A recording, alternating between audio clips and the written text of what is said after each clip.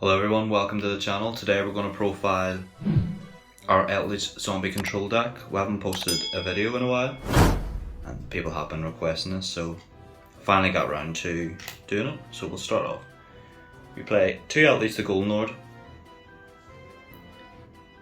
So not much to really say about him. He's a very good zombie card. 1 Balladrock. Also probably the reason why this deck's so good, just because he can be as recursion just with Zombie World. 1 Jago Bulan, it's a good extender and its effect's pretty good. Just play it as one off because anymore it's sort of briggy. 1 Glow Up Bloom, you can bring it out with Needle Fiber, you can Foolish Burial it, you can summon it off Sanguine if you have an Eldlich on the field. 2 Necro World Banshees. This card searches Zombie World. It's quite nice when if you have Eldlich on the field and they've popped your Zombie World, you can Sanguine out another one, activate its effect, and you've got your other Zombie World out. The deck's good because Zombie World is so strong. 3 unit zombie, it's the starter, it's what sort of sets up your graveyard. You can set the Glow Up Bloom if you have the Necro or Banshee in your hand. So we play 3 copies of this. And of course, 3 Ash Blossom. I've went with a gold theme here because the Golden Lord's a gold, so sort of nice cards that can get in gold, I've got them. So 3 Ash Blossom. It's also nice with Balladrock, you can sort of ash something and then trigger Balladrock's effect because the zombie effect's been activated. And you can like banish a card on the field. So we'll move on to the spells. Move the monsters up here. 1 Foolish Burial. It's any zombie deck you'll play this. It's a good card. Elixir of Black Awakening. I was playing the other quick play spell, but it's just not as good as this one. I might actually up this to 2 copies. Cursed Outland, the £40 super card.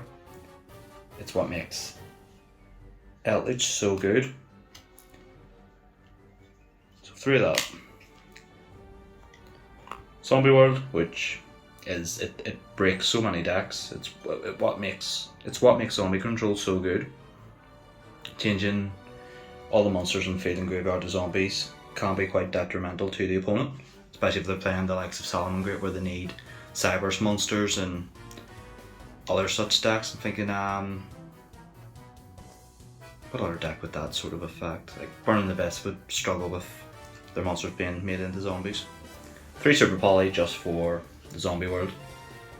It just makes Super Poly live. If your opponent has 2 monsters on the field, Super Poly can make you the dragon. I've been playing with Prosperity, but I'm sort of thinking Extravagance just might be that much better. It's drawn 2 seems better than banishing 6 to dig 6 deep for 1 card. It's a nice card, but I'm thinking I'll probably go the Extravagance route. Because if you draw 2 traps, it's sort of better than just 1 card. Although it's good for whenever you're trying to combo off, you can find the last combo piece that you actually need. So I'll move the spells up here. Try and keep it in a nice order. There we go. So that's a bit. These Ash Blossoms are messing about here. Right. 1 Golden Land Forever. I sort of want to cut this because it's sort of, if you draw it, it's sort of dead unless you have an Eldlich on the field. It's good for protecting your Zombie World, but I mean, it's a brick card, so I'm probably going to cut this. I'm not playing the Forbidden Droplets because I decided to play Anti-Spell Fragrance. I built this deck when Sky Striker got their Engage back, so I sort of thought they'd be a bit more prevalent. But Anti-Spell on its own right it's a good floodgate. Most decks sort of do need a spell to go off, like Dinosaurs and Ritual based decks, so it's good against Stridetron, but of course I can just pop it. But we're playing 2 Haquaro. It's the one that banishes 1 from the graveyard. I mean the effect's okay, like, but it's not as good as the on-field pop that Conquistador gives you. It's pretty good. So 3 of them. Free Elixir. This is probably, if they were going to hit a card in Eldlich, I would assume they'd probably hit either Cursed Outland or this card because it summons, if you got Eldlich on the field, it summons any zombie out, which is pretty good. I'll just set these here. And then of course, the best floodgate in this deck because of Zombie World is Rivalry of Warlords. It's so good. It's so, if you have Rivalry and Zombie World on the field, you're most likely going to win. Because it locks that they can only summon zombies by making their monster on the field a zombie. So they can only continue to try and summon a zombie, which they can't because the monster in their hand probably will not be a zombie. So I'll move these up and I might be able to get the extra deck across here. I'll put it along the bottom. So because I'm playing Prosperity over Extravagance, I've sort of got like there's a lot of one-offs in the deck. So I've got one Vampire Sucker, which is just a generic good vampire. Avendread Savior, it's Avendread Savior. It's good for, it's a good way that they can middle, but I mean you can't do it turn 1 because it needs to enter battle phase to use its effect. IP Masquerena just for its tag out ability. I've got Topological Trisbana just for sort of the mirror match or any back row sort of decks. You can tag out, you can use Masquerena to tag out into this, activate an Eldlich trap, summon it below it and blow up their back row. It's pretty nice. Unchained Abomination is a nice add because you can sort of activate Conquistador, pop something, and then this will let you pop another card. I've actually never summoned this.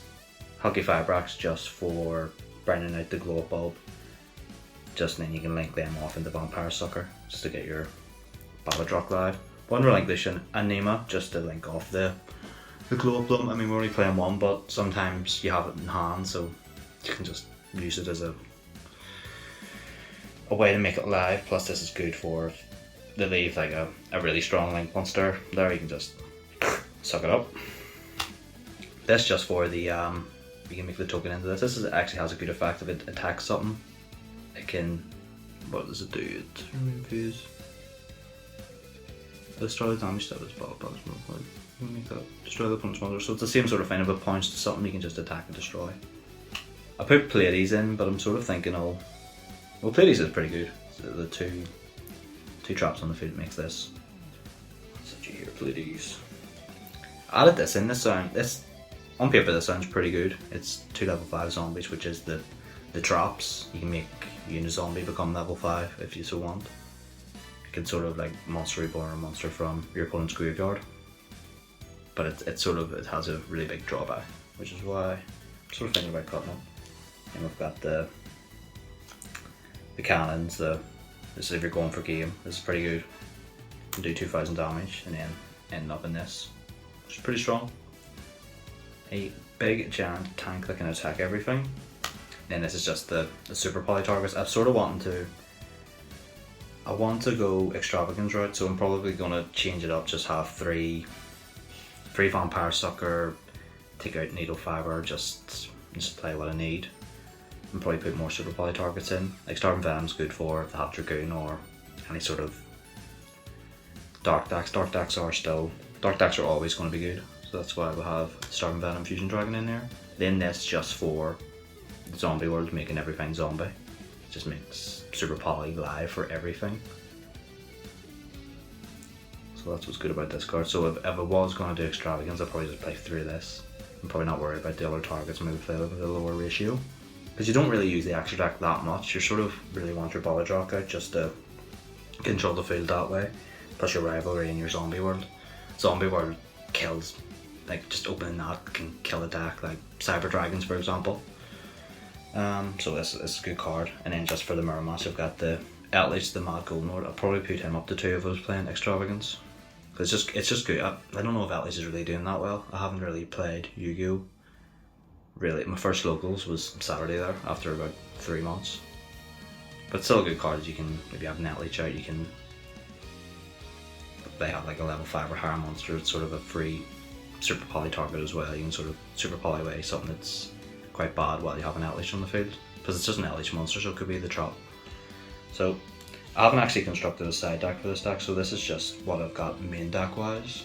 I haven't really seen what's good, but I'm sure it'll probably be just for their side deck, probably just a generic side deck, just maybe more floodgates and things like that. But I hope you've enjoyed the profile. I'm gonna change it up so that I'm gonna play Extravagance instead. So I'll probably do a profile and some replays with Extravagance. And of course I'll do a deck profile. But of course the replays for this I done about maybe 2 months ago. This deck profile is really late, I'm sorry, but thank you for watching anyway. If you want to see more Yu-Gi-Oh content, like, comment and subscribe. Okay, thank you and goodbye now.